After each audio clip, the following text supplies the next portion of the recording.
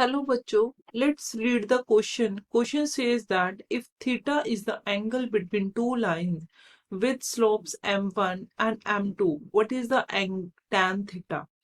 And also find conditions of parallelism,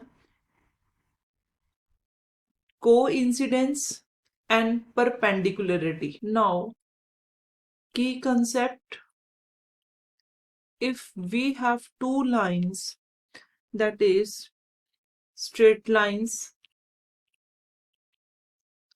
y is equal to m1x plus c1 and y is equal to m2x plus c2.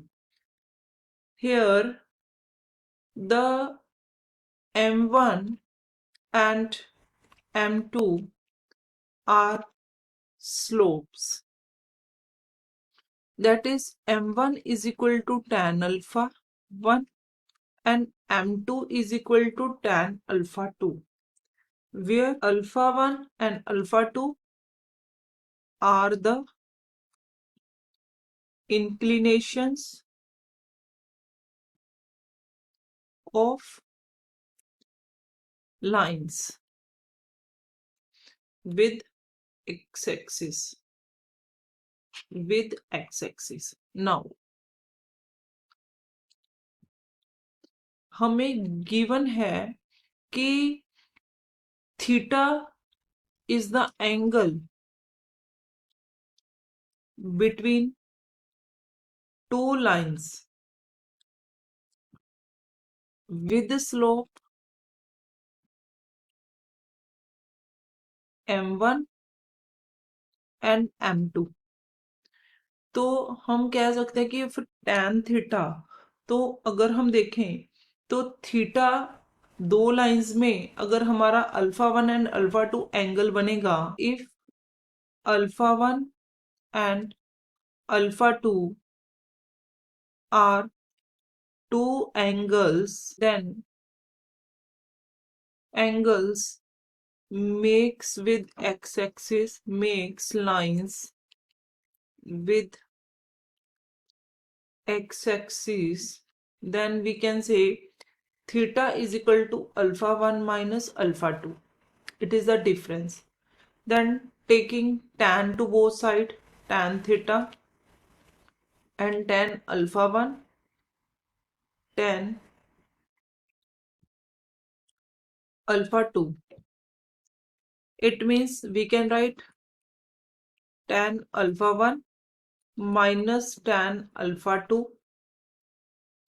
and 1 plus tan alpha 1 tan alpha 2. तो हम यहाँ लिख सकते हैं, क्योंकि हमें पता है कि m is the tan angle alpha, तो ये हमारा स्लोप होगा, स्लोप ऑफ अ लाइन. तो इसे मैं लिख सकती हूँ m1 minus m2 over 1 plus m1 m2. तो tan थीटा की हमारी ये वैल्यू आ गई. और मॉडुलस, तो ये हमारा हो गया tan theta. This is the final answer for the tan theta. Now conditions. First हमारे पास है पैरेललिज्म के लिए. पैरेललिज्म, अगर हमारे पास स्ट्रेट लाइंस पैरेलल होंगी, if straight lines are parallel, तब हम कह सकते हैं कि एंगल जो उनके बीच होगा वो थीटा हमारा 0 डिग्री होगा या फिर 180 डिग्री होगा. तो अगर वो 0 डिग्री है, 180 है, तो tan theta means tan 0 degree हो सकता है और tan 180 डिग्री हो सकता है.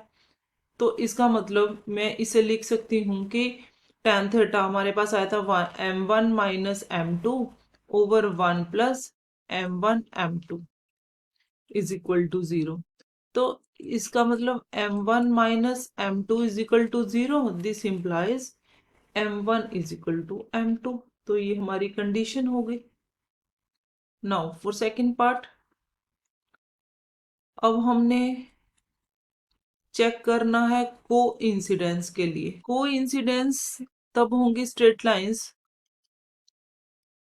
To straight lines are coincidence if theta हमारे पास 0 डिग्री होगा। अगर tan थीटा हमारा 0 है, मतलब tan 0 है विच इज इक्वल टू 0, तब हम बोल सकते हैं कि m1 is equal to m2। तो उसके लिए भी कंडीशन हमारी पैरेलल की कंडीशन जैसी होगी, मतलब स्लोप्स इक्वल होंगी जब पैरेलल होगा जो या फिर को इंसिडेंस होगा। Now for the third condition, perpendicular के लिए, perpendicular two lines are perpendicular if theta हमारा 90 डिग्री होगा। अगर थीटा 90 है तो हम लिख सकते हैं कि tan theta is equal to tan 90। tan 90 का मतलब हम लिख सकते हैं इसे इस तरह से भी कि cot theta is equal to cot, हमारा थीटा आ जाएगा फिर 0 के इक्वल, क्योंकि ये इनफाइनाइट है, अनडिफाइंड, तो इसे मैं लिख सकती हूँ दैट इज इट इज 0। तो इसका मतलब मैं इसे रेसिप्रोकल में लिखूंगी तो m1 m2 over m1 minus m2 0 के इक्वल।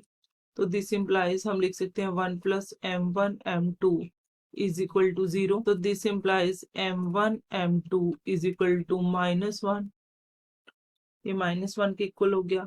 तो इससे हम लिख सकते हैं कि m1 is equal to minus m2 और m2 is equal to -1 over m1। तो ये हमारी कंडीशंस होगी। This is our final answer. Hope you understood it well. Best of luck. Thank you.